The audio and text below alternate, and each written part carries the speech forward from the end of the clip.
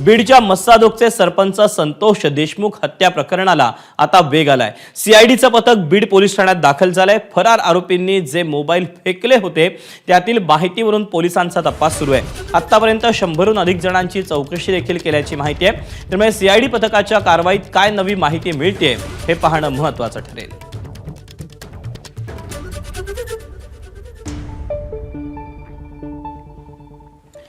बीडमध्ये सीआयडीचं पथक दाखल झाल्यानंतर पोलीस स्टेशन परिसरातून सविस्तर आढावा घेतला आफताब शेखनं। पाहूया। मस्साजोगचे सरपंच संतोष देशमुख यांच्या हत्या प्रकरणाचा तपास आता सीआयडी करते आहे आणि बीडच्या शहर पोलीस स्टेशनमध्ये सीआयडीचं पथक दाखल झालेलं आहे। खरं तर बीड पोलिसांच्या हातात जे पुरावे लागलेले ते सीआयडीकडे सुपूर्द करण्यात आले। त्याच्यामध्ये एका स्कॉर्पिओ गाडीमध्ये 2 मोबाईल जे आहेत ते फरार आरोपींचे सापडलेले होते आणि ते 2 मोबाईलमधली माहिती जी आहे ती सीआयडीच्या पथकानं घेतलेली आहे। सीआयडीचे पोलीस अधीक्षक सचिन पाटील हे बीडमध्ये दाखल झाल्यानंतर याच बीडच्या शहर पोलीस स्टेशनमध्ये त्यांच्या वतीनं तपास केला जातोय।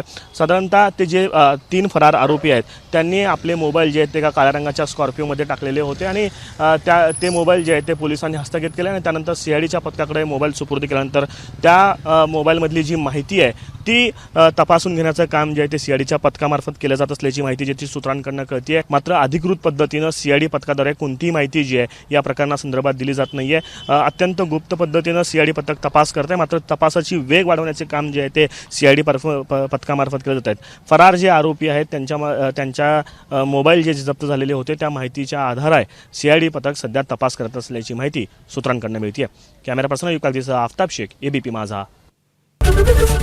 एबीपी माझा, उघडा डोळे बघा नीट।